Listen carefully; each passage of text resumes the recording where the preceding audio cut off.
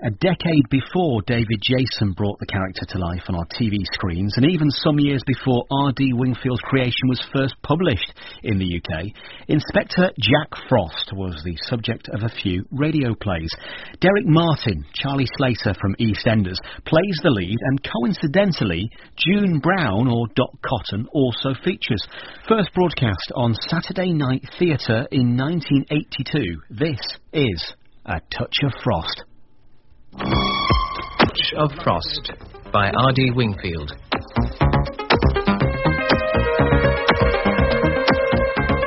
Where? Denton Woods Control. That's all the information we have, Charlie Alpha. Those woods cover one hell of an area, Control. We know how big the flaming woods are. Don't they? Look for her. On our way. Over now. Denton Police. How old is she? Oh. How long has she been missing? Just a moment, madam. Fletcher, can we get Delta Tango to 15 Hillview? No, Sarge. They're attending that hit and run outside the old people's flats. And get Mr. Frost. We'll have someone with you very soon, Mrs. Preston. Try not to worry. Mr. Frost isn't in his office, Sarge. Well, then put out a call. I have. He doesn't answer. Control to Detective Inspector Frost. Control to Detective Inspector Frost. Come in, please. Oh, trust him to vanish when we're busy. Where's he got to? Where's Detective Constable Webster? Control to Detective Inspector Frost. Come in, please.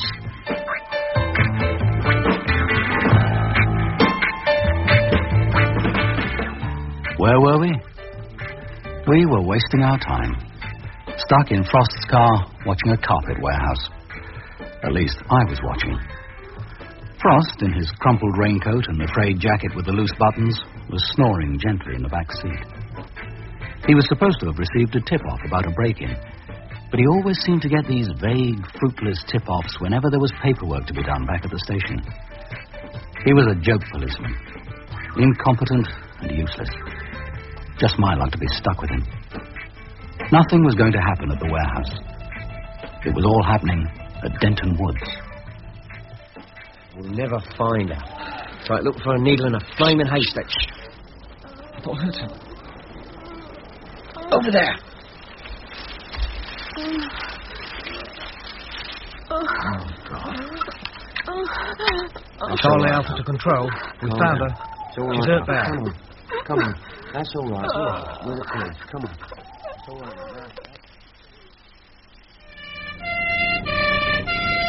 Hey? What was that? Oh, anything happened in a warehouse? No, sir. It's an ambulance. Right. Hadn't we better be getting back to the station? Plenty of time, son. They'll call us if they want us. In the 3 interminable weeks I'd been with him, he'd never called me by my proper name. It was always Son or the Bearded Wonder. I was getting fed up with his so-called funny remarks about my beard. Where's that radio? It's not hidden in your face bungers, is it? No, sir.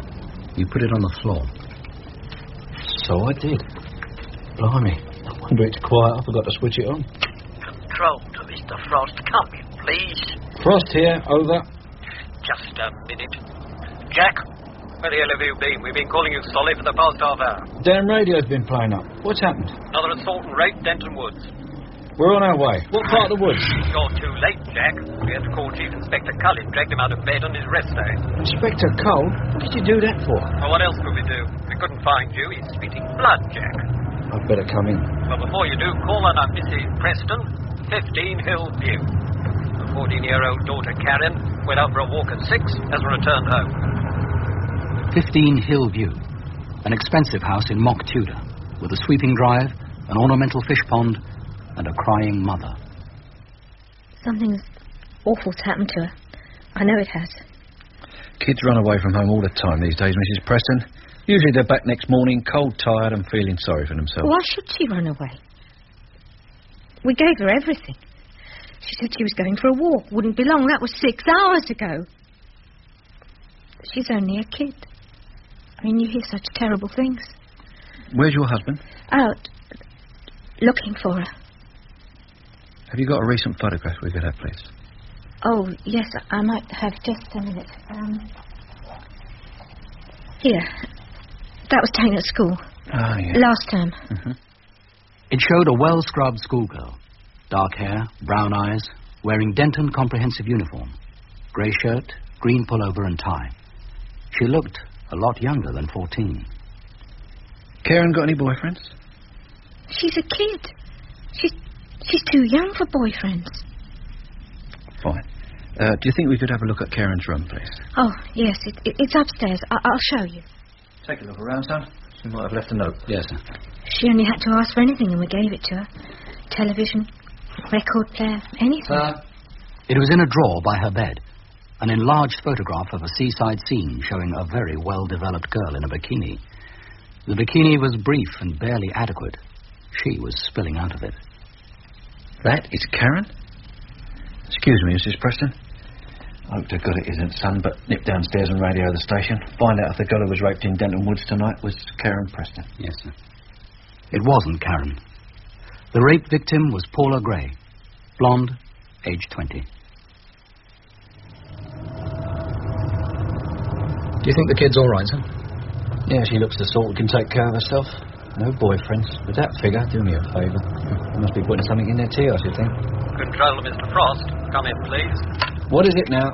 Sorry, Jack. Rushed off our feet tonight. Can you get over to the Purple Parrot? Someone's costed the night porter and nicked the takings. On our way, over and out.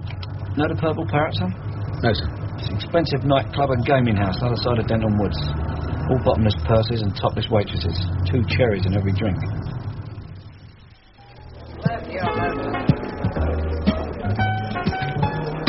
Come in, Inspector. Sit down, sit down. So what's happened, Mr. Hagan?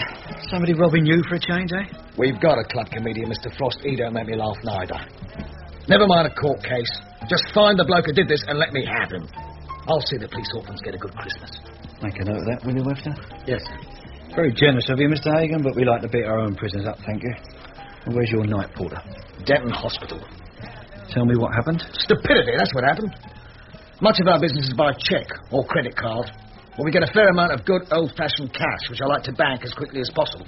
I use the night safe at Bennington's. And how'd you get it there? The car. I vary the times and I vary the route, but it's usually between midnight and 3 in the morning. We use a different motor each time.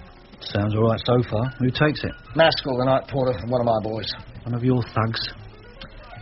One of my employees, a member of my internal security staff. That's what I said, one of your thugs. Go on. They're supposed to follow the procedure to the letter. We collect the money from the various tills, bring it in here, lock the door and count it. The security man fetches one of the cars to the back door, while the night porter stays in here with the money and the door locked and bolted. A solid lock and a solid bolt. With the engine running, the security man taps a prearranged signal on the door.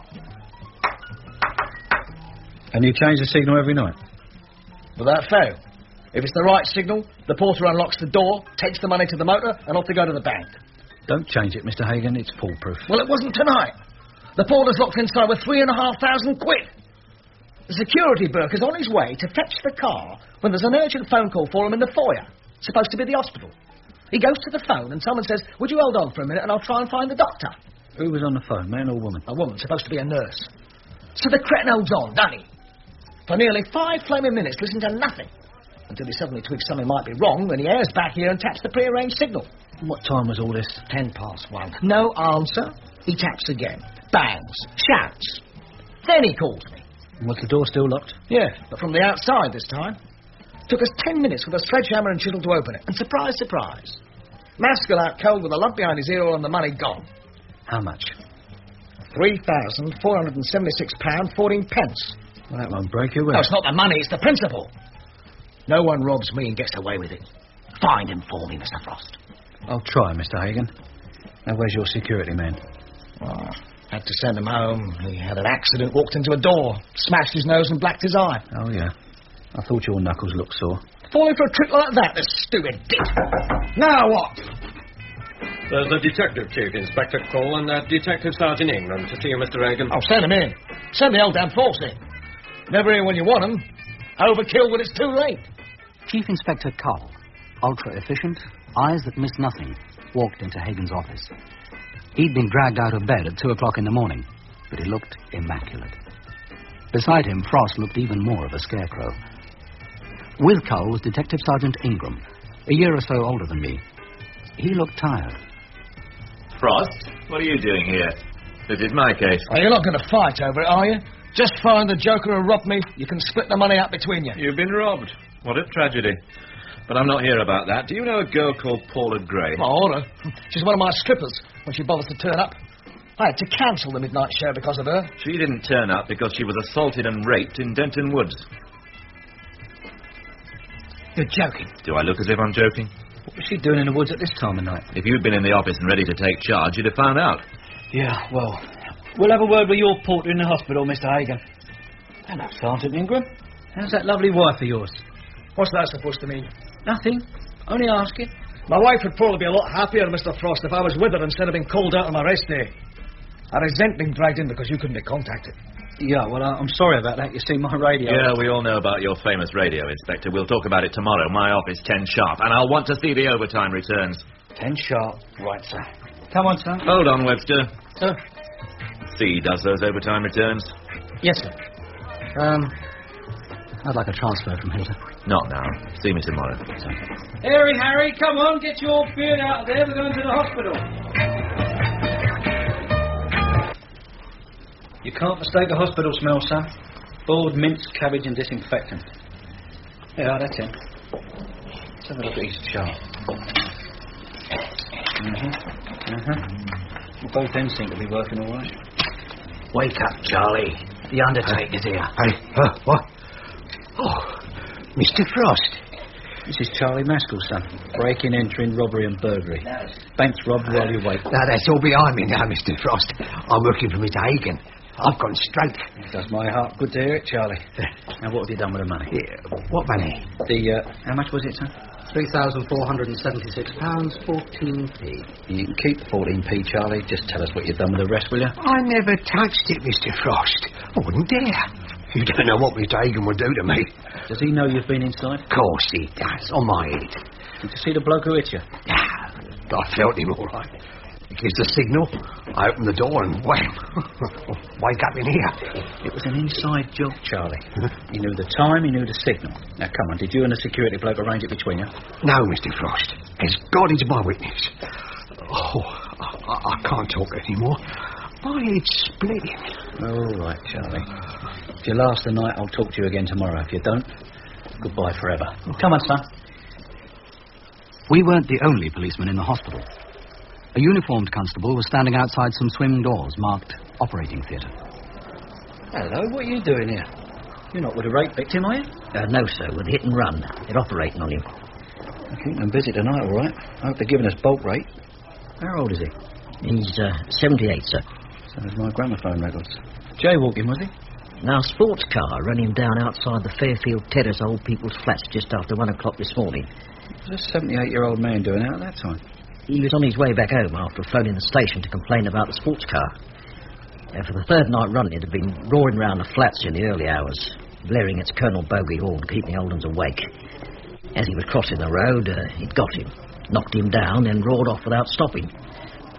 There's only one car around here with a Colonel Bogey horn. That's the one, sir. Arnold Pym's son. Who's Arnold Pym? Councillor Arnold Pym, former mayor of Denton, very important man. Owns the engineering works, the Denton Echo, the printing works, and chairman of our local radio station.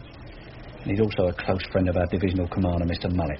And if that isn't enough to make you hate him, he's got a son who's a really nasty piece of work. And the son owns the sports car? That's right. How is the old boy? They're not optimistic, sir. I've got to see Mr. Cole at 10 tomorrow morning, so I'm not optimistic either. Come on, son. Point your beer towards the exit. We're going home. I'll ask him to phone you the minute he arrives. Mr. Frost in here, Sergeant. Haven't seen him, sir. Oh, this is too much. He goes missing for 3 hours last night, so I have to come in and take charge. I specifically asked him to be here dead on 10 with the overtime returns, and where is he? Typical. As far as last night is concerned, Mr. Carl, I understand your radio is on the blink. Yes, he's outworn that excuse. I want that radio checked the minute he's in, Sergeant. I want it checked. Yes, sir. Denver Police. If anyone wants me, I'm in with the divisional commander. Full self-importance since his promotion, isn't he, Sarge? He was just as big-headed before it. Sit down, Cal. Thanks. I understand you had a busy night. Damn sight busier than it should have been, thanks to Frost. I was supposed to be off duty, but no one could find him. I'll speak to him. You're always speaking to him, sir. It doesn't do any good. I'm as anxious as you are, Carl, to get rid of... to improve things. He's no credit to the division. He's untidy, dresses slovenly. He's rude. Paperwork's a mess. He's useless. I wouldn't go so far as to say that. There's a niche for him somewhere. Not here, but somewhere. Couldn't you get him transferred to County HQ? The desk job. You know what his paperwork's like. I'd have to say he was suitable. They come down on me like a ton of bricks. Yeah, well, something's got to be done, sir. The men are moaning because they didn't get their overtime money last month. Frost forgot to send off the return. Have a word with him. And young Detective Constable Webster... I wish he'd shave off that awful beard. Yes, sir. He wants to be transferred. He's not happy working with Frost. Someone's got to work with him. Yeah, as long as he's with us, yes, sir. Sorry, what did you want to see me about? Yes. What cases are you working on at the moment? Well, the big one's the so-called masked rapist. He attacked another woman last night. Really knocked her about. She's his sixth. Yeah. Well, I might want you to hand it over to Frost. Over my dead body? Only for a few days. Not even for a few minutes. That's all it'll take Frost to mess it up. I'm sorry, Chief Inspector, but it's necessary. That hit and run last night. It's got to be handled with kid gloves. Why, sir? Councillor Pym. He's a very influential man. Local paper, local radio. He can sway public opinion. You know how keen the Chief Constable is that we should maintain an excellent public image. It wouldn't do to get on the wrong side of Arnold Pym. Yep, but his son's as guilty as hell. Come now, Carl. We mustn't prejudge. The councillor is convinced of his son's innocence. Which puts him in a majority of one. Be that as it may, this is a case that has to be handled with tact and discretion. The councillor's due here any minute. I want to be able to assure him I put my best man in charge of the investigation. You, Carl. Yeah. Can I speak frankly, sir? Go on. Well, you'll be doing me no favours. If his son is found guilty, then Pym will never forgive the man who put him inside. I mean, he could ruin my career. And if his son gets off, Pym's got plenty of political enemies who scream that we deliberately pulled our punches. Either way, I can't win. If there's got to be a certain loser, why not give the case to Frost? Frost? Well, might be the ideal way of getting rid of him. Come to think of it, Frost would be the perfect choice. Steady, reliable, bags of local knowledge. Yes. A first-rate suggestion, Chief Inspector. Well done. Sorry, Webster. Mr. Cole's in with the divisional commander. But he said he'd see me this morning. Still plenty of morning left. Yes, but as soon as Frost gets Mr. Frost. As soon as Mr. Frost gets here, we'll be off out on some wild goose chase. Anything to get away from the overtime returns. Oh, Mr. Cole. No time now, Webster. Have to be later. Oh, damn. What's so important? I want a transfer from Frost, Mr. Frost. Why? Oh, you really need to ask. Yes, I really need to ask. You've only got to look at him and listen to him.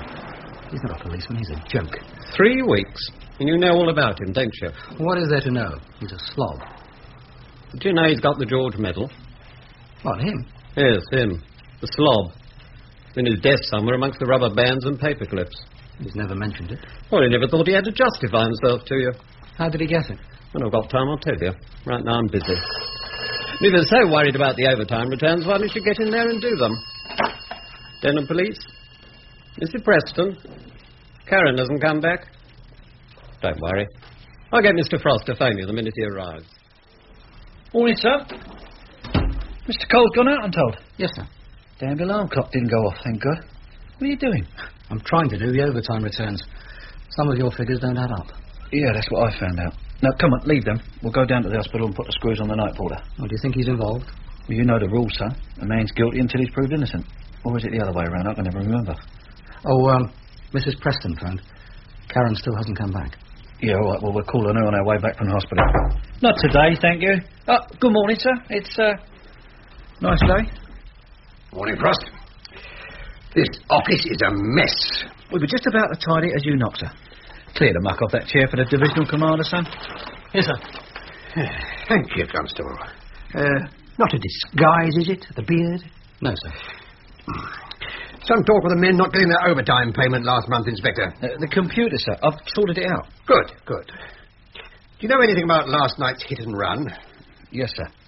I saw the result of young Pym's butchery on the operating table. Roger Pym denies he was driving. He says his car was stolen. Oh, yeah?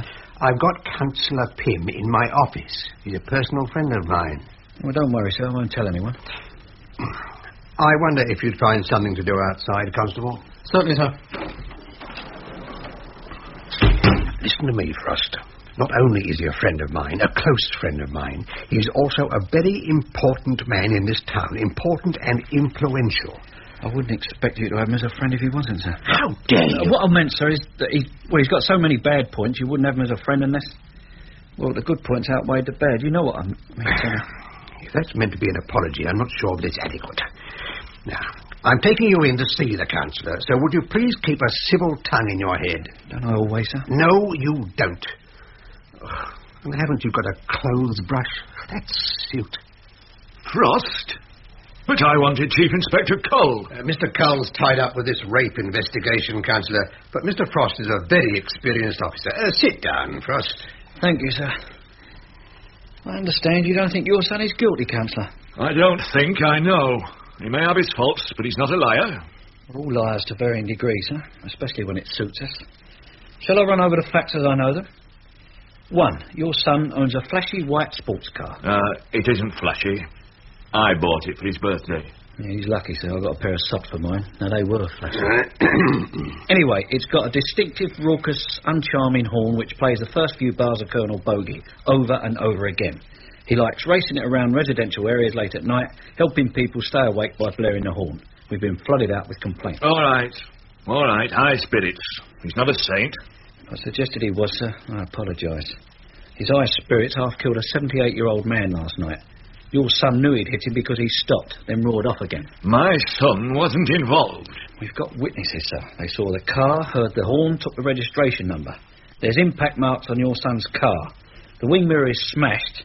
And last night I watched them digging chunks of wing mirror from the old boy's skull. Your son's involved, all right. He wasn't driving. The car was taken and driven without his knowledge. Yeah, good try. But you'll have a hell of a job proving it. It will be your job to prove it, Inspector. What? Or disprove it. The Councillor has asked that I appoint a senior officer to examine this aspect. I'm appointing you. Thank you very much, sir. If you've got anything urgent, pass it on to Mr. Cowell. Including the overtime returns? You told me you'd done them. High spirit, sir. I was lying. You're not the Frost who won a medal or something, are you? Yeah, they gave me one. But it was a long time ago. It was the George Medal, Councillor. Ah, well. That does impress me. You know, there's always room for a George medalist in the Pym organisation. Play your cards right, Inspector. Get my son off the hook. And when you feel like leaving the force for a very well-paid job, come and see me. Do I understand you correctly, sir? Yeah, we mustn't detain the Councillor, Inspector. You're right. I've got to be going. We've got the auditors coming tomorrow, and there's so much to do. Now, don't forget what I said, Inspector. I'm relying on you. Yes, sir. Right, goodbye, Stanley. See you at the club lunchtime. I'll try and make it on. Councillor. Dr. Gillian. Stuck-up, pompous, overbearing little git. That will do, Frost. Your friend offered me a bribe, did you hear? A cushy job if I get Junior off the hook. Don't be ridiculous. He made you a very generous offer. No strings attached. No strings? Do you honestly think I'd still get the job if I sent his snotty-nosed son up for 5 years? I think I'd better leave before I go too far. That moment, Frost, has long since passed. Roger Pym was waiting for us in the interview room, watched over by a uniformed constable, P.C. Norton. Norton, young, good-looking, with an Errol Flynn moustache. I later learnt he had other Errol Flynn attributes. Hello, Norton. How are you? Still chasing everything in skirts? That's all in the past, Inspector. I'm a respectable married man now. Yeah, so was Crippen. Will you be much longer? I haven't got all day. I'll keep you a moment, sir. You'd better get back on your beat, Constable. Sergeant Wellesley's fuming. Right, sir. Sorry about that, Mr. Pym. In a hurry, are you? I've got to get back to the office. Of course. Work for your father, do you? That's right. Point in your favour. I'm sure he wouldn't employ just anyone. He offered me a job. You? It surprised me as well. Got the gentleman's statement, Webster? Yes. Beers are coming back. Did you know that, Mr. Pym? What have we got here? Here's the laugh, sir. It says you weren't driving. Someone took my car and drove it off without my knowledge or consent. Like who? How should I know? That's your job. Car thief, perhaps? More than likely. He pinches it, drives off at high speed, blasting the horn so as not to attract attention, runs over an old man, then carefully parks it back in the same place you left it. Leave off. I know I'm thick, but I can't swallow that. It could have been taken by someone who wanted to get me into trouble. I have my enemies, you know. Now that I can believe. Let's see. Ah, yes. You didn't go out at all last night. At 9 p.m. you parked the car round the corner from your flat. It was still there when you went to work this morning, and you never noticed the damage until the police called at your office. The damage was not there when I parked last night. Of course it wasn't. You didn't knock the old boy down until 1 o'clock this morning. I didn't knock him down. And you didn't park the car round the corner from your flat either. A dirty great lorry was parked there since 6 o'clock yesterday evening. Well, sir? That's impossible.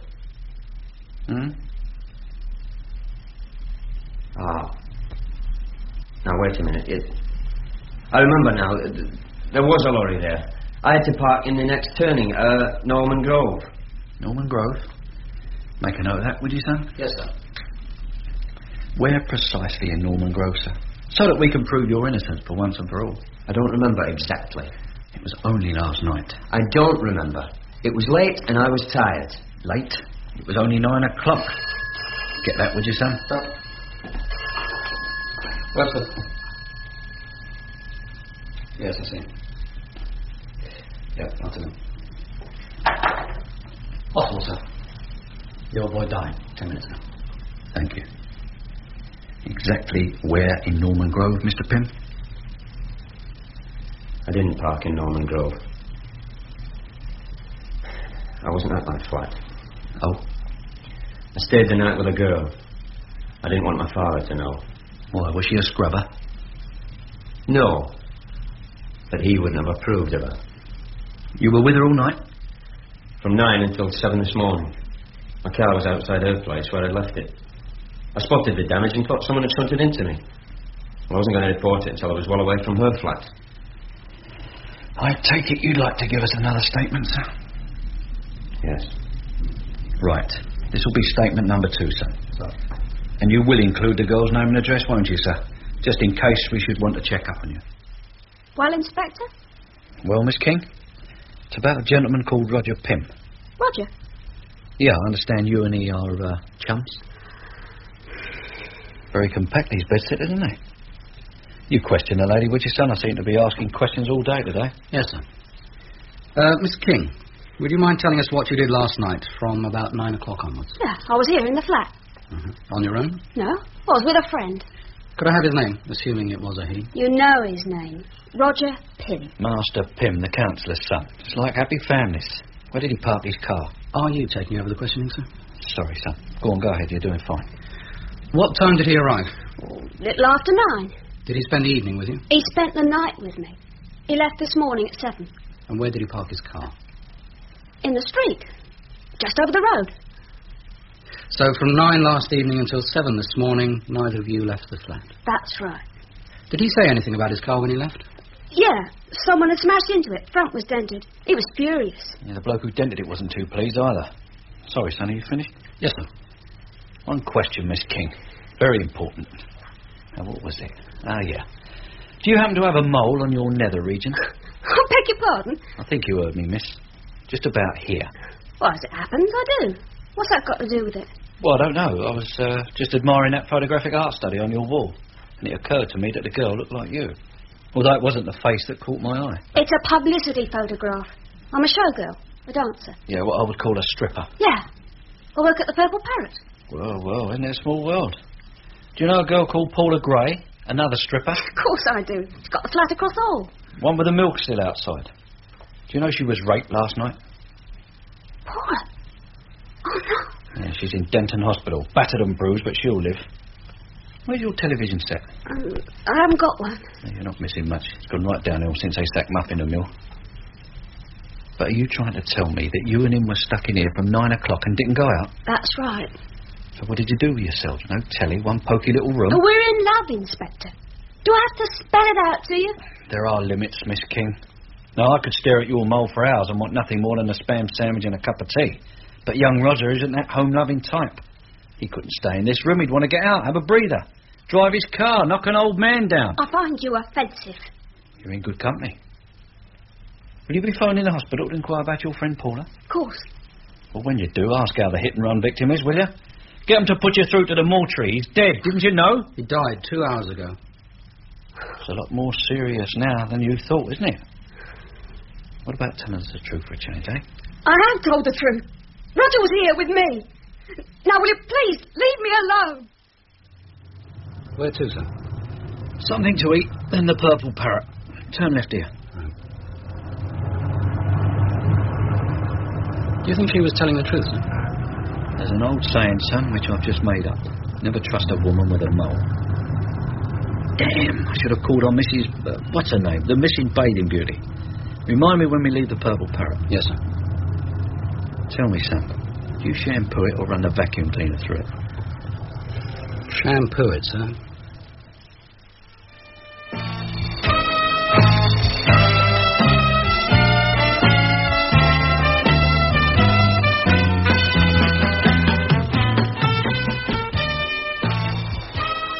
You grab a chair, Mr. Foster.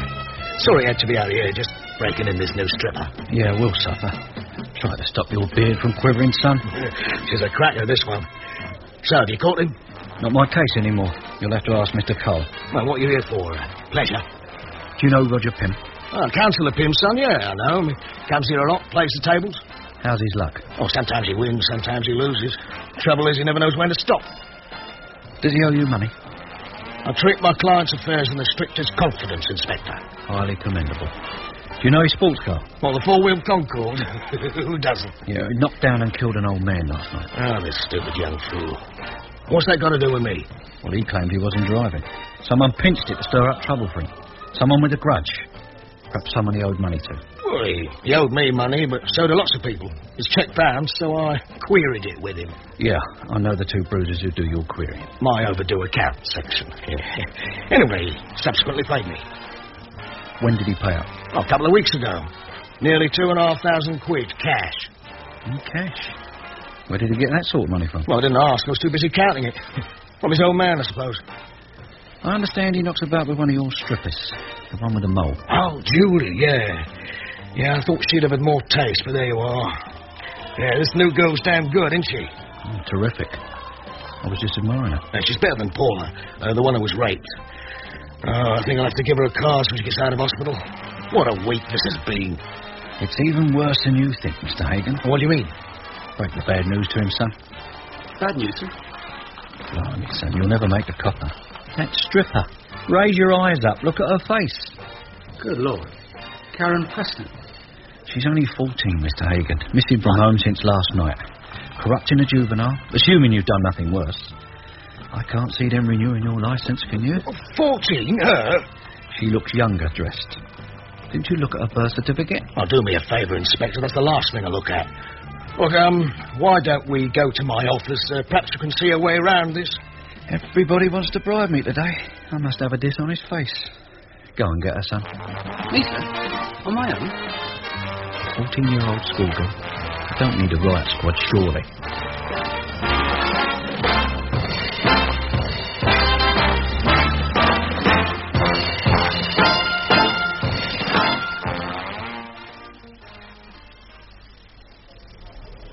Well, son, where is she?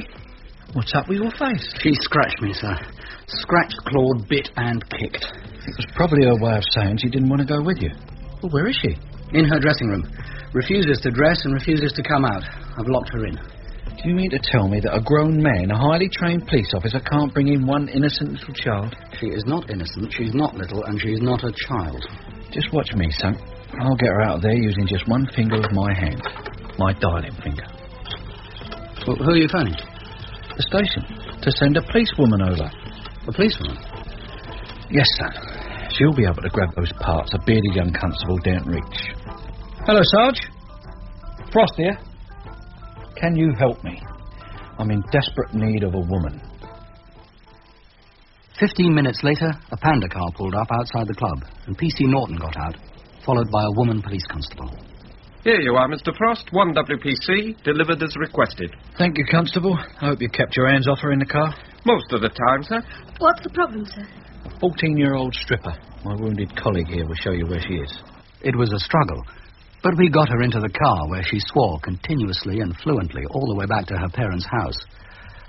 We dumped Karen on her grateful parents, and then we went to a pub and lingered over a couple of pints until even Frost couldn't think of any excuse why we shouldn't return to the station. But those overtime returns were fated. We had just got into the car. Control to all units. Armed robbery at Farnham Jewellers, 83 High Street. Owner reported shot. Charlie Alpha in attendance. Assistance requested. Hello, Control. Frost here. We're not far from the High Street. We're on our way. We were there in 5 minutes. Farnham, the owner, was in a chair. P.C. Sutton was wiping blood from his face. Webster, turn that damned alarm off. Yes, sir. Keys in my pocket. Right.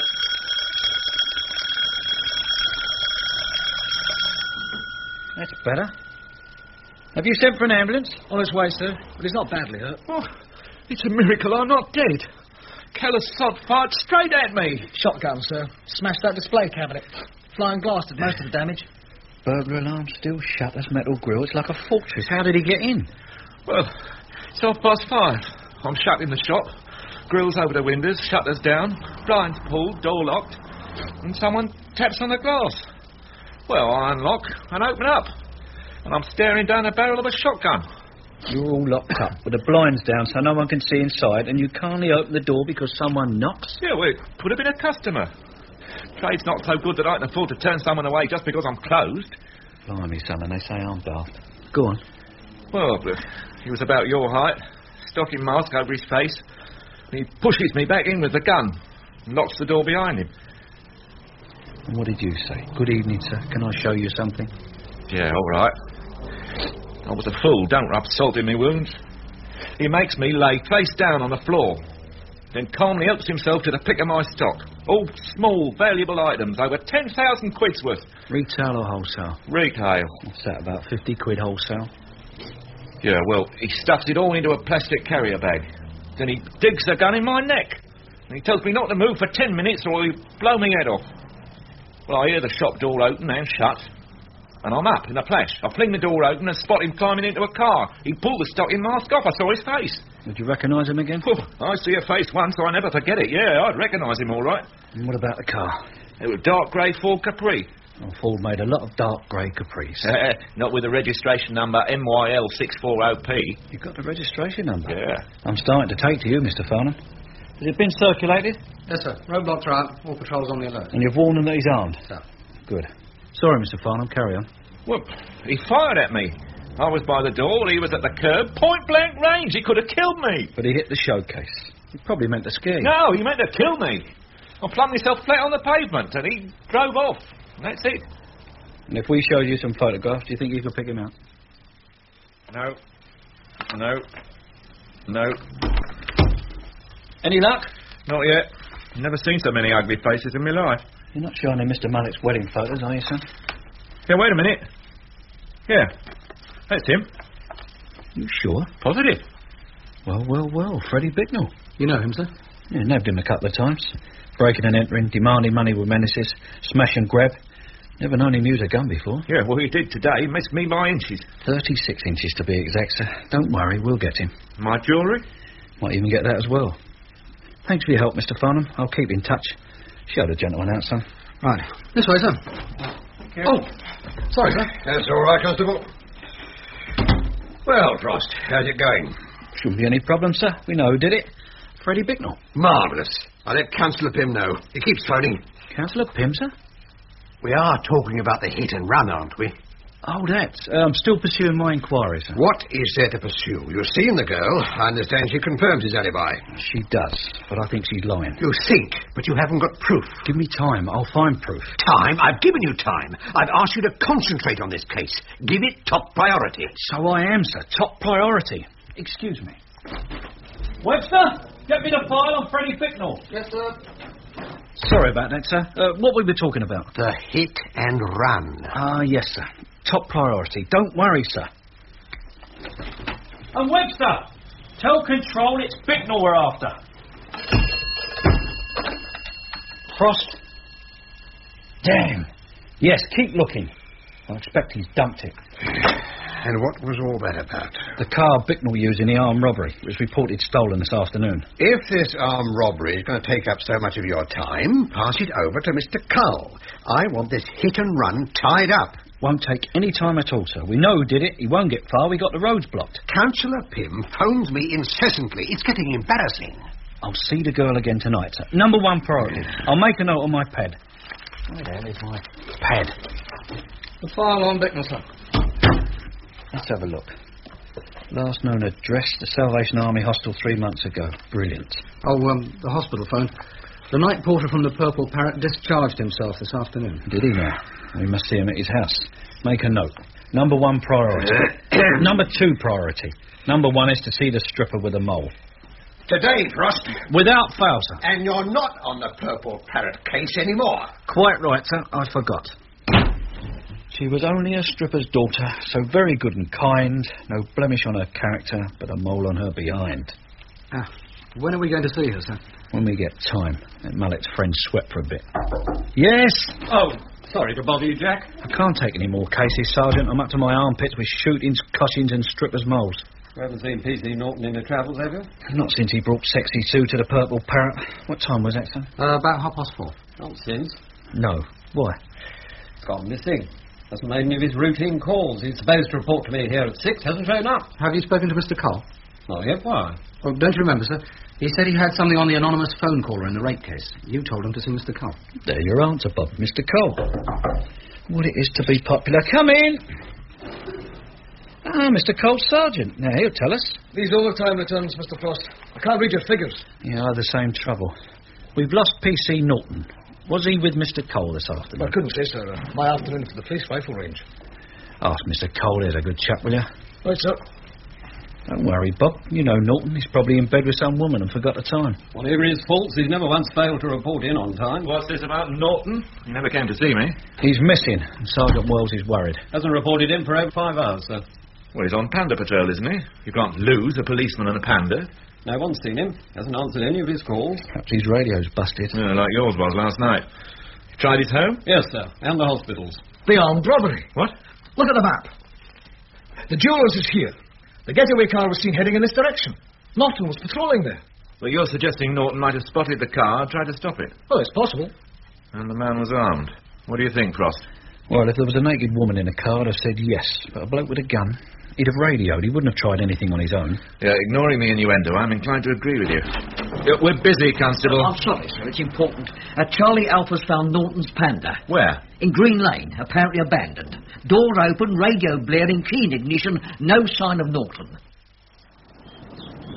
I've turned off the radio. Otherwise, it's exactly as we found it. What's happened to the side window there? Shotgun pellet, sir. Someone took a shot at the car. Not the car, Constable. Look. That's blood. Then where is he, Frost? No idea, sir. I've got men combing the immediate area, but the only theory that makes sense is that the gunman wounded him, then forced him into his own car as a hostage. But I can't see Freddie Bicknell doing that. He's one of my men. I want him found. I guess you might, sir. That's why I've got men out looking for him. Don't be insolent. Sorry, sir. Yes? Mr. Mullet. Oh, we found Norton. Where? In a ditch, about 3 miles from the Panda. Is he all right? No, sir. He's not all right. He's dead. He'd been dead for at least 3 hours. Shotgun wounds, chest and neck. Our armed robbery was now a murder case, far too important for Frost to mess up. Detective Chief Inspector Cull was put in charge of the investigation. Funny thing, son. Norton was a lousy copper, not worth a toss. But now he's dead, he's going to be the shining light of the force. When Mullet thought I was dying in hospital, I became a saint, a living legend. He couldn't sing my praises highly enough. But I had to go and spoil it all by pulling through. What do I do with these, sir? What are they? Mr. Cole's outstanding case files. I don't want them. I've enough rubbish as it is. Well, you've taken over all his outstanding cases so he can concentrate on the murder inquiry. Oh, and here's the overtime returns back. Sorry I didn't have time to do them. Whose bright idea was this? Mine, actually, Frost. I want that killer. Norton was a damn fine police officer. Salt of the earth, sir. You got the rape inquiry file there? I expect it's here somewhere, sir. There's something else I want cleared up. Number one priority. After the hit and run. Have you seen the girl yet? We were just going to go as you came in, sir. Good. And the overtime returns will go off tonight, won't they? If humanely possible, sir. Make it humanely possible, Frost. Oh, there's one other thing. Someone's got to break the news to Norton's wife. No one's told her yet? Mr. Carl thinks it might be better if you did it. He tells me you know her. About as well as he does, yes, sir. I'd have thought you would have done it. I'm not very good at that sort of thing. Take a woman police officer with you and tell Mrs. Norton she has my deepest sympathy. Anything she wants, anything at all, just let me know. Yes, sir.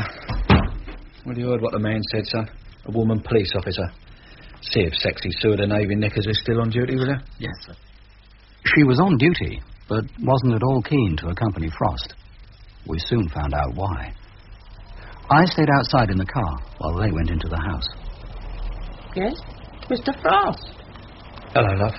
Do you think we could come in for a minute? You know WPC Susan Dean? Get her out. Get that woman out of my house. Get her out. In the car, Sue. Sir?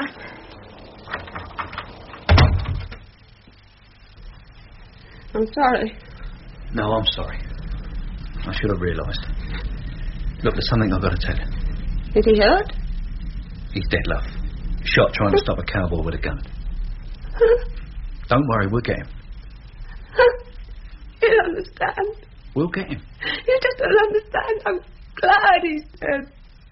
Isn't that awful? I'm glad he's dead.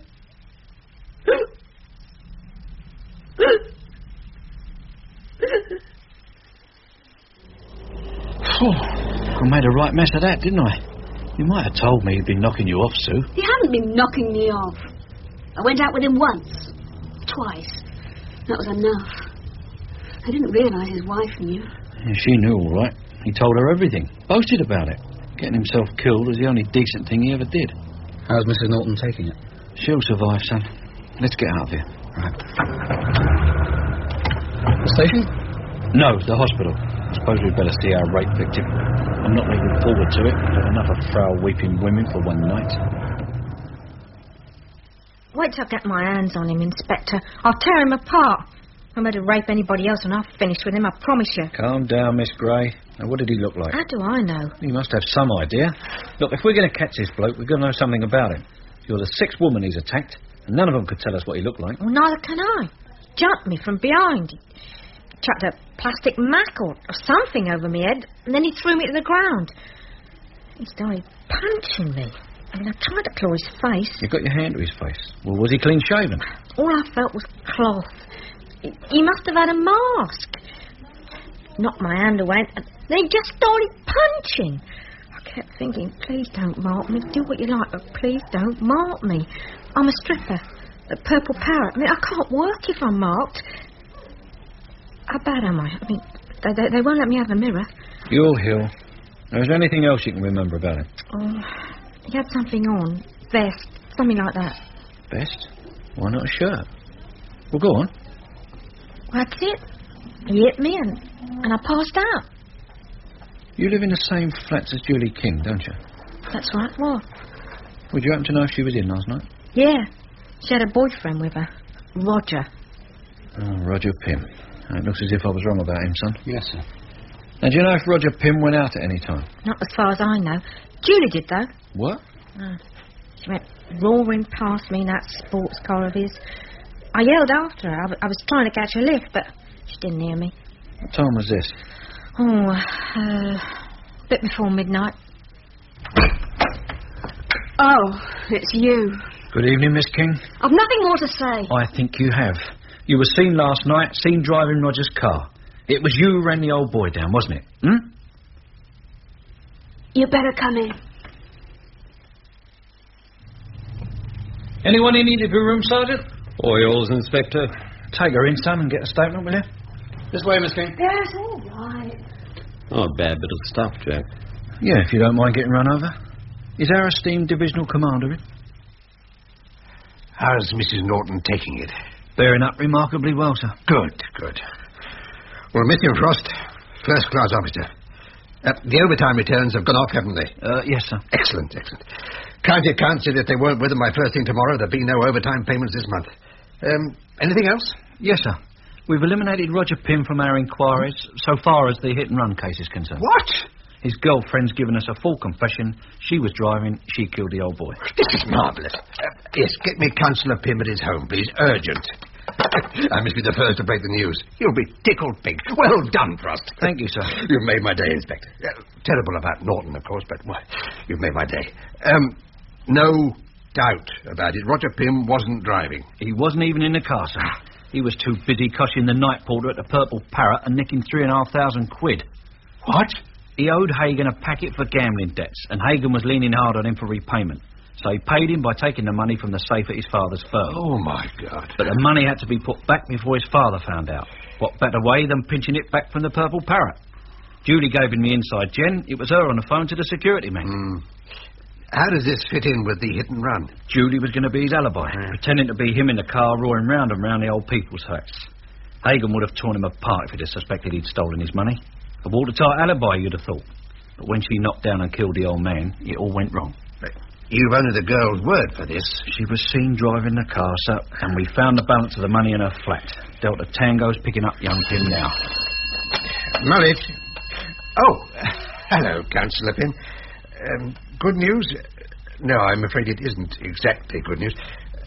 Actually, it's rather the opposite. Excuse me a moment. Yes, Frost. Ask him if the offer of a job still stands on. Get out, Frost. Get out! We charged the girl. We charged Roger Pym. Then it was panic to get the overtime returns completed, especially as Frost had told Mullet we'd already done them.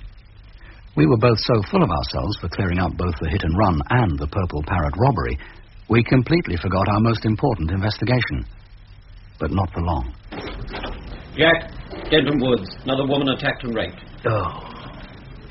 They were carrying her to the ambulance as we arrived. I caught a glimpse of her face. It was a mess.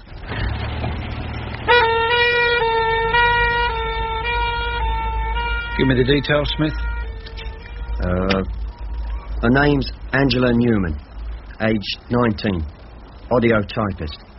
She'd had a row with her boyfriend on the way back from a disco. Wouldn't let him see her home. Took a shortcut through the woods. And he jumped her? Yeah, exactly the same pattern as all the others. Threw something over her head and beat her senseless. Who found her? The boyfriend. Her parents were worried because she hadn't come home. He went out looking. Could you give a description? No, but she didn't think he was wearing much. And the boyfriend saw nothing? He thought he heard a car driving off as he found her.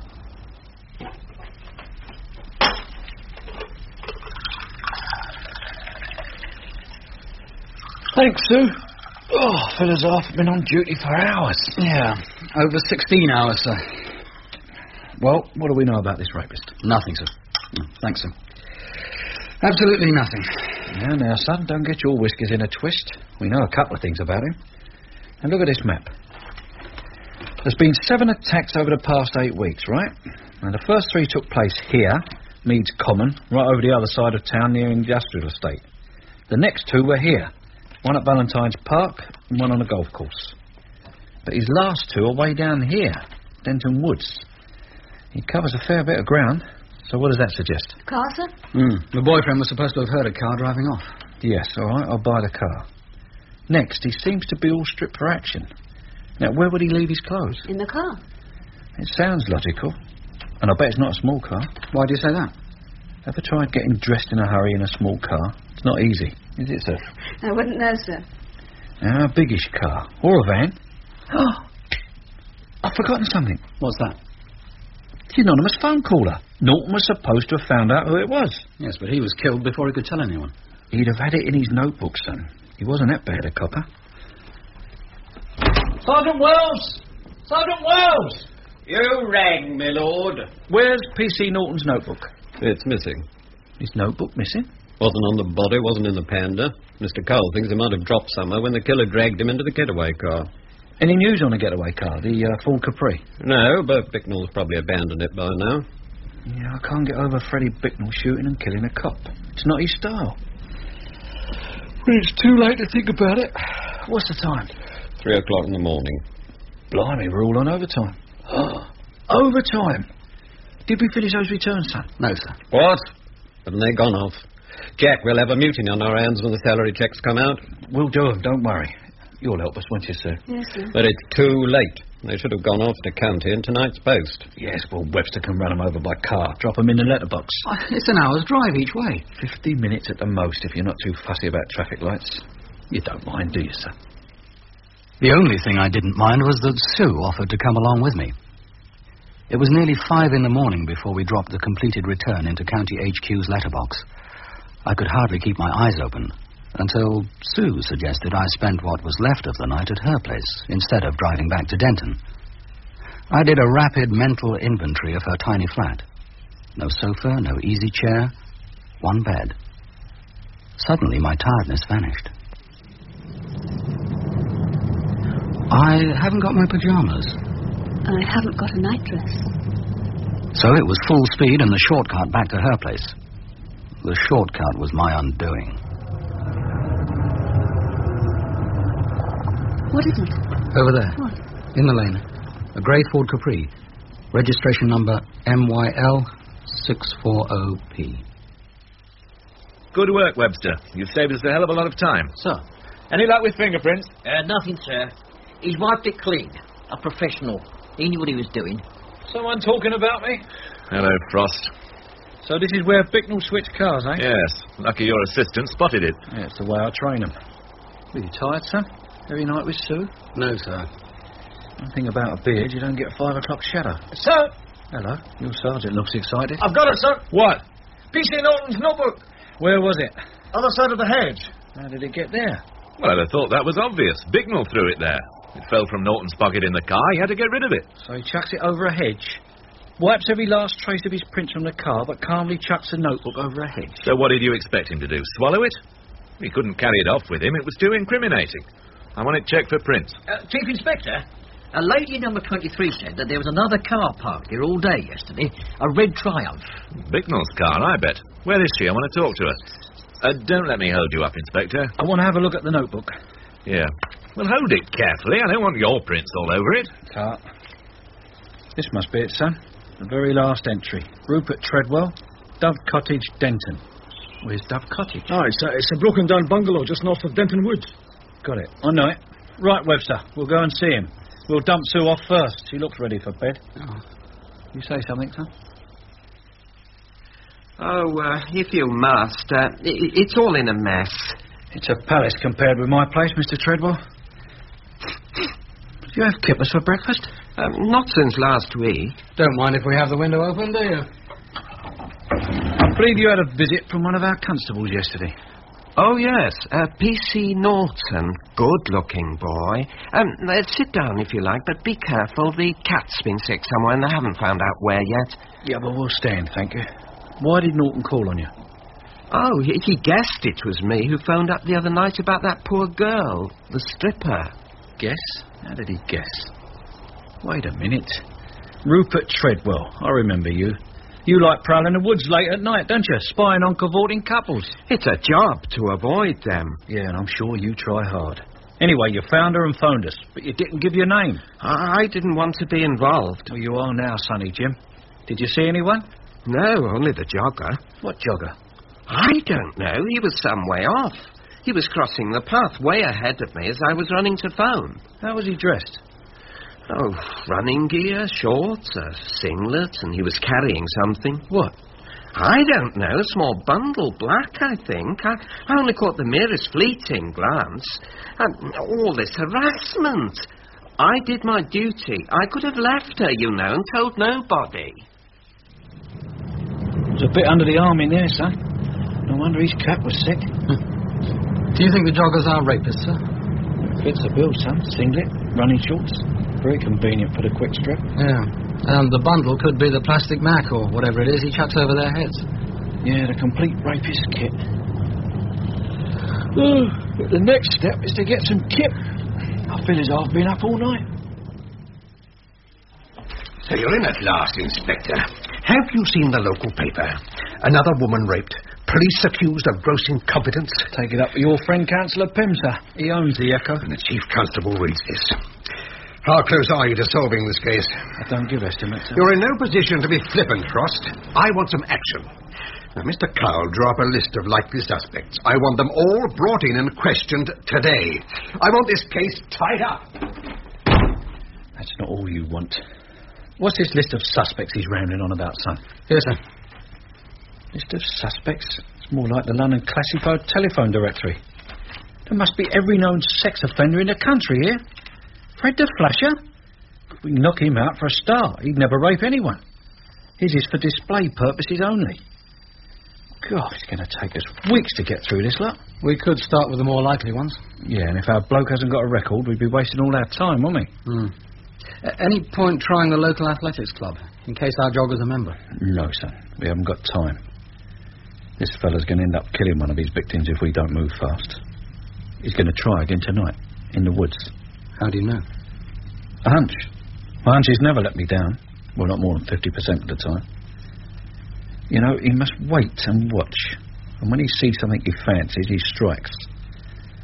If you notice, all his victims have been big-chested, young bits of stuff. Not a granny amongst them. Now, suppose we were to provide him with an irresistible victim. A decoy? Exactly. Sir? No, sir. You want me, sir? I want to bait a trap for the rapist. What would I have to do? Even with all the men we needed, Frost's slapdash organisation would have left far too many loopholes for success. But with only one police car and a couple of men, our forces were too few and too thinly spread. It was doomed to failure right from the start. What's the time, son? Nearly midnight. We're too far back from the path. We'll never get to her in time. We've got to keep out of sight. The object of the exercise is to nab him, not to scare him off. Charlie Alpha to Frost. Charlie Alpha to Frost. Yeah, Frost. Sight entering woods. Any sign of a mouse? Negative. Thank you. Over and out. See if she's radio range, son. Right. Hello, Sue. Can you hear us? Over. Loud and clear. I'm on the path by the big oak.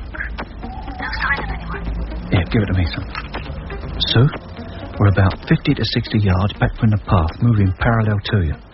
We daren't come closer in case he spots us. Now, if you see or hear anything the least bit dodgy, call us. Scream if necessary and we'll come running. Right, sir. And don't forget, give us a check call every 5 minutes. Understood. Over and out. Come on, son. Wait. What is it? Brown was caught in your beard? I thought I heard something. Like what? I don't know. Just thought I heard something. Frost or Fletcher, did you hear anything? Fletcher here. Negative, sir. How long since her last radio check? 4 minutes. Shall I call her? No. He's within earshot of her. Our call could frighten him off. Let's keep moving. We can't let her get too far ahead.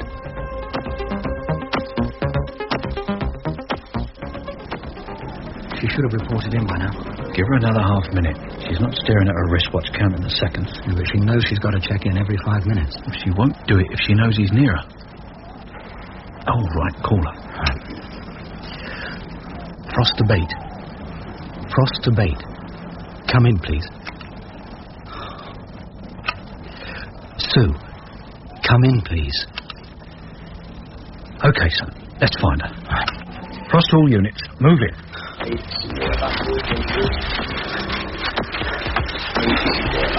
Which way? Go left. If she was in trouble, she wouldn't have reached this far. There she is. She was on the ground ahead of us. Clothing torn, face bleeding. In the distance, something white crashed through the bushes. After him, son. Right. Frost all units. Webster in pursuit of assailant. Sector 3, heading north to road. Assist him. Sue? Something, sir. Waiting ahead of me. Through something black over my face.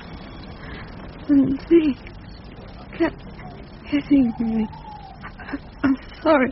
No, love, no, it's me who should be sorry. I sodded it up. I couldn't see. Couldn't breathe. That's all right. Just take it easy, love. Any luck, son? Chased him to a car. He drove off. You sure it was him? Yes, sir. How are you, Sue? She's beaten up pretty badly. Call an ambulance. I don't want them. I'm all right. Just want to go home. All right, sir, but we'll get you a doctor. Charlie Alpha to Frost. Come in, please. Frost? We've got him, sir. We've got him. But our triumph was short-lived. In the driving seat of the car was a naked man. In the back seat, frantically trying to get dressed, was a naked woman. They were married, but not to each other. We'd flushed out a pair of illicit lovers. I don't know which of us were the more embarrassed and disappointed. Rightfully sorry, sir, madam. Anyone would think it was only their evening that was ruined. Fletcher to Frost. Come in, Fletcher. I've got him, sir. Are you quite sure, Constable? I couldn't stand another disappointment. Positive, sir. He's carrying a black plastic Mac. It's blood-stained. We're on our way. There was something vaguely familiar about the man Fletcher was guarding so carefully. Really, Mr. Frost, this is intolerable. Rupert Treadwell, oh, God. Let him go, Constable. He's not a rapist, he's a peeping Tom. He was carrying this, sir. You're right, Fletcher. They are bloodstains. Right, Mr. Treadwell, where did you get this? He dropped it. Who? The man, the jogger. Describe him. Oh, darkish, medium build. He had running shorts on. There's something in the Mac pocket, sir. Show me. Front door key. Big deal. All we've got to do is try every house in the country, and if it fits, we've got him. Rather like Cinderella. Yeah, I knew you'd be interested in fairy stories. All right, Fletcher, you big hulking brute. Drive the gentleman home, and no pretending to run out of petrol on the way, eh? This was the most ill-conceived bodge-up. A disgrace. How is Sue? Bit battered about the face, sir, but no lasting damage, thank God. But no thanks to you.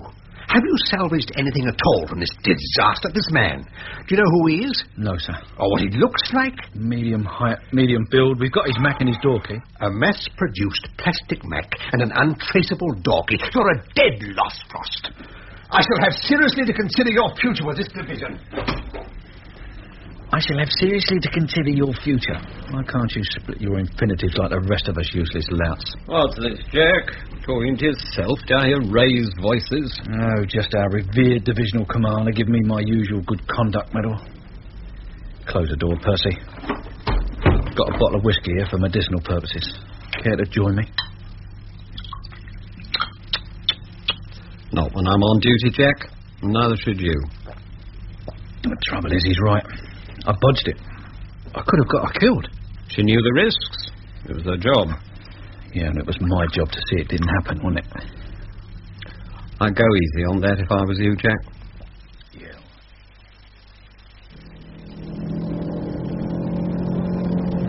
Fairy tales can come true.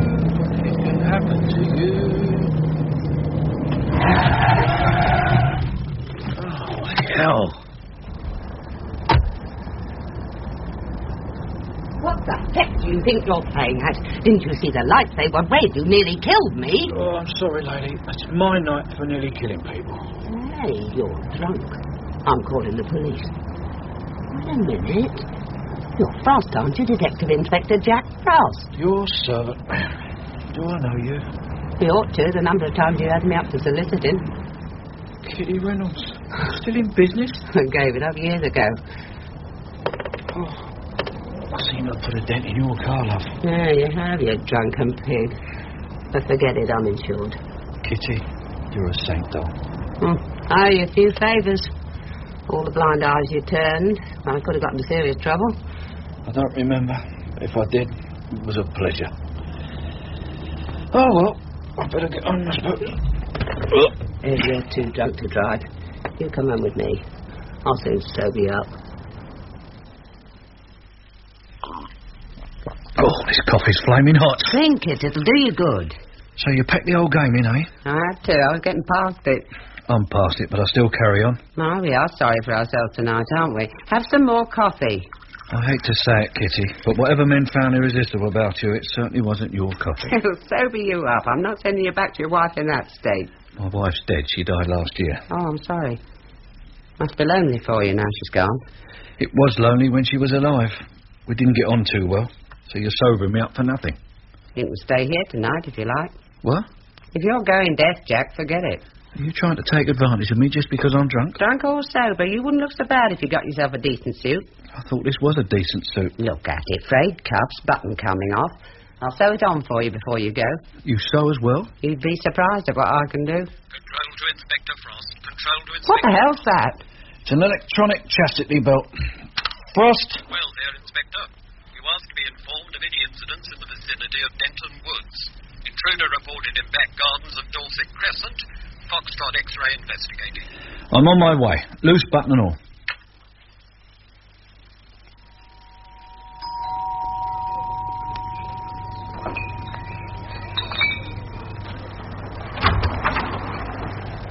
What is it? Mr. Adams, Detective Inspector Frost.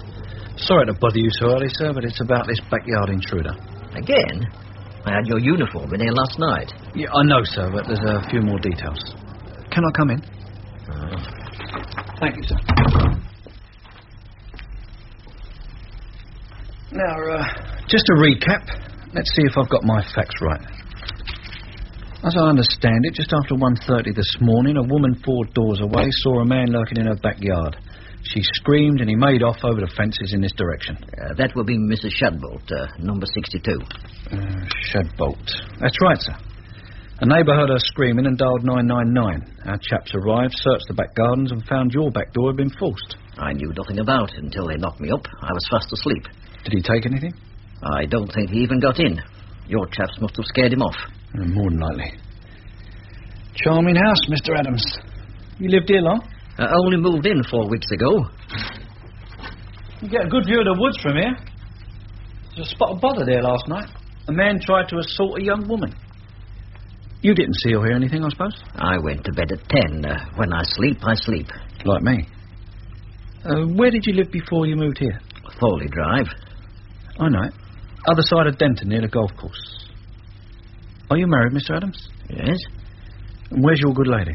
What do you want her for? There's a rapist in the area. I want to warn her about going out at night on her own. Where is she? She's gone to Darlington, looking after her mother. She's very sick. Sorry to hear that, sir. Must be a bit lonely for you without her. When did she go? Sunday. She'd have missed all the excitement then. Our rapist didn't start his larks until Monday. When's she due back? Depends on her mother. Saturday, I hope. Oh, that's all right then. I'm sure our rapist will have packed it in by then. Forgive me, Inspector, but what has this got to do with this intruder? It's just possible, sir, that the intruder and the rapist are one and the same. Just possible. We have to clutch at straws sometimes. What work do you do, Mr. Adams? Night maintenance man at Brufton's Engineering Works. Night work? What hours do you work? 10 p.m. to 6 a.m., 4 nights a week. Anyone else work with you? No. Did you find it a bit lonely? Oh, I like it. No one breathing down my neck. Factory all to myself. Yeah, and I suppose you can always, nip out when you want to. No one would know, eh? My firm trusts me not to nip out. The first 3 attacks took place at Meads Common. It's not far from your factory, is it, sir? Then there was that student nurse at Valentine's Park, and the teenager on the golf course, very near to where you used to live. You move here, and he starts operating in the woods. As I say, sir, you do get a nice view of the woods from here, don't you? Just what are you insinuating? My house is broken into, and you barge in, almost accusing me of multiple rape. I'm not almost accusing you of anything, sir. There was an attempted rape last night. The man got away wearing running shorts and a singlet, which don't have pockets. But he dropped a black plastic Mac. I reckon he must live quite close to the woods, like you do. Like many people do, but he could live miles away. He could have a car. Then we'd have found his car keys in his Mac pocket, wouldn't we, sir? As it was, all we found was a door key. So how does he get back into his house? Can't knock up the wife. She's away visiting her sick mother. I haven't left the house all night. Not easy to break into the front door, but the back door, oh, yeah. Tell you what puzzled me about this intruder, Mr. Adams. Mrs. Shadbolt spots him clambering over a fence and screams blue murder. Now, any self-respecting burglar would then get the hell out of there before the police came. But this joker climbs a couple more fences, then starts forcing open your back door, knowing the fuzz was going to arrive any second. Didn't make sense. Unless, of course, he just wanted to get inside his own house. The intruder might have been your rapist, Inspector, but it wasn't me. I swear it. Then I'm wrong, sir, and I apologise. Do you think you could come down to the station and give us a statement, sir? Would it take long? That depends, sir. Excuse me, I'll ask my colleague. Froster Webster? Yes, sir. Would you come in for a minute, son? On my way, sir. He won't be long, sir. He's only outside. No, don't bother to let him in. He's got a key.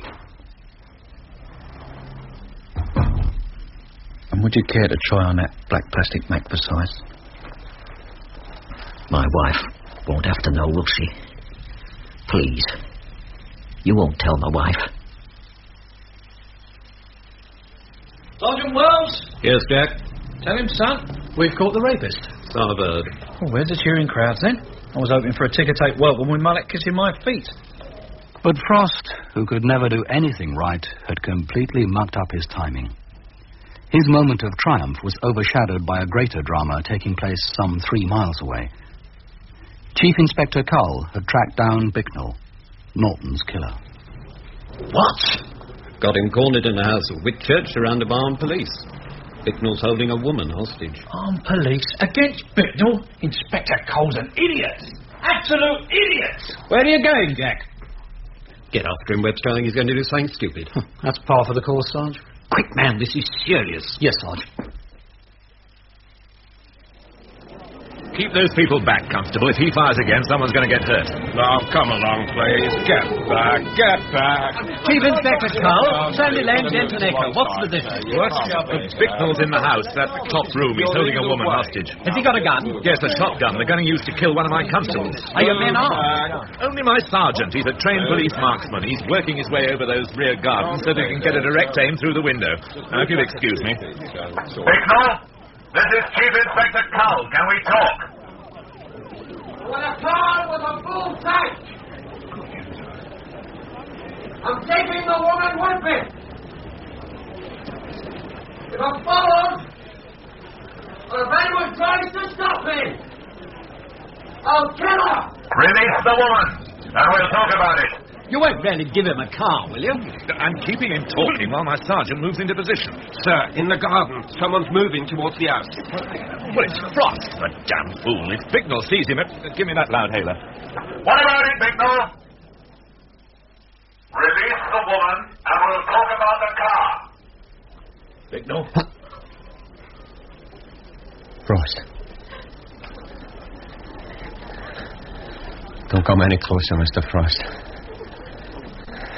I've nothing to lose. You don't want to shoot me, Freddie. Come on. I'm the only one who can help you. Now chuck it in. You want to get yourself killed? They're out to kill me anyway. What chance have I got? The way you're going on, no chance at all. And you've got no intention of harming that bloody woman, so let her go. She's terrified. No way, Mr. Frost. No way. Bicknell, I want your answer. Cull. What's going on? A proper cock-up, sir. I'd almost talked him into letting the woman go when Frost barges in to do his Errol Flynn act. Frost has gone in there. I'll crucify him. Someone's coming out, sir. What? Wait, it's the woman. Go and help her, Constable. Come. What's the chance of your sergeant hitting Bicknell? We'd risk hitting Frost, sir. Don't tempt me, Chief Inspector. What are they doing now? Bicknell's got his gun on Frost, but they seem to be talking.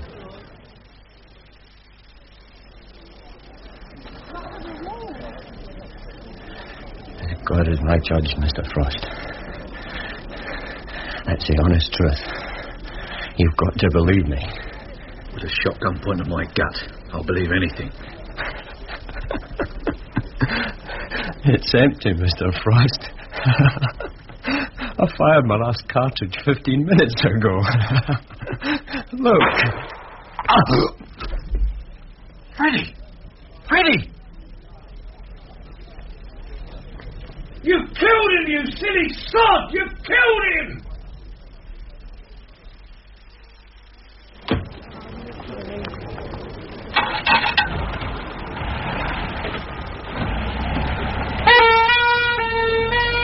There's nothing more to see. Move on, please. Move on. I didn't know. You're not expected to know, Sergeant. If a known killer points a gun at a police officer and pulls the trigger, you're entitled to assume it's loaded. I quite agree. The person reproaching himself should be you, Frost. Your conduct was inexcusable. Report to me in my office, 3 this afternoon. Yes, sir. I think we'd better have a word with the press. This way, Chief Inspector. Sir. So you saved my life then, Sergeant? Well, I didn't know the gun wasn't loaded, sir. I believe you. But you knew he wasn't a killer. So? He did the job at the jeweller. He admitted that. But he swore to me he never killed Norton. Never saw him. He didn't know he was dead until he heard it on the radio. And what was Norton's notebook doing in his car? You tell me. You found it. Or you said you did. You own a shotgun, don't you? So? And you had it with you that day. You'd been to target practice at the police range. But you left early. What was it? Well, I promised my wife I'd be in early. No. You told her you'd be in late. I checked. You suspected Norton was knocking her off, didn't you? So you sneaked back early and caught them in bed together. No, not dead. His Panda car was tucked away in the side street and the curtains were drawn. I waited outside. When he came out, he saw me, dived for his Panda and was away. I chased after him in my car and forced him to stop in Green Lane. I was left. He was laughing, taunting me. The shotgun was on my back seat. I only meant to frighten him. I don't even remember pulling the trigger. I dragged him into my car to rush him to hospital. But he was dead. I dumped him, then I went home. I didn't know what I was going to do. I think I was steeling myself to tell someone. Then you heard about the armed robbery? Yeah. Everyone assumed Bicknell had killed him. And the notebook? Found it in my car, wedged between the seats. So you dropped it near the getaway car and pretended to find it? Yeah. Planting false evidence? Yes. So it's a godsend for you that Bicknell's dead, isn't it? You've got to believe me, Mr. Frost. I really thought he meant to kill you. Suppose you hadn't shot him, and he was charged with Norton's murder. Would you have owned up? I don't know. He was guilty of armed robbery. Probably would have got life for that anyway. I didn't mean to kill Norton. And Bicknell's dead. Everyone thinks he did it. I mean, can't we leave things like that? Hasn't Norton's wife suffered enough? Yeah, all very logical, big one. And very tempting. But the trouble is, you see, I'm a cop. Not a very good one, perhaps, but a cop. I don't even know really why I became one, to be honest.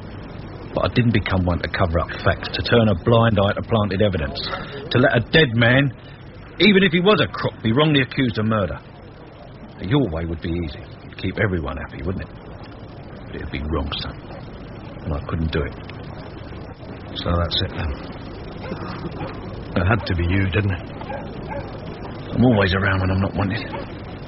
Why don't you nip over and have a quiet word with Mr. Cole before he makes a fool of himself with the press? Are you coming? No. Keep my name out of it. It'll sound better if if you do it all off your own back.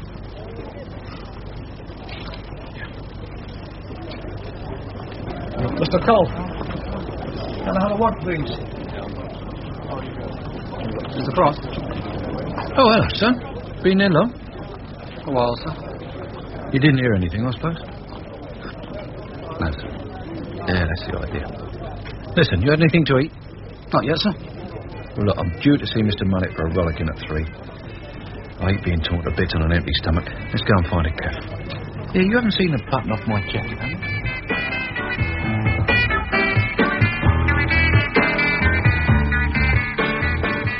In A Touch of Frost by R.D. Wingfield, Detective Inspector Frost was played by Derek Martin, Webster, Hayden Wood, Chief Inspector Cull, Stephen Thorne, and Superintendent Mullet, Alan Dudley. Sergeant Wells, Ellis Dale, Fletcher, Stanley Page, Susan Dean, Jill Lidston, Ingram, Gordon Reed, and Smith, Andrew Byatt. Paula Gray, Alex Marshall, Kitty Reynolds, June Brown, and Rupert Treadwell, Richard Gold Parry. The play was directed by Peter King.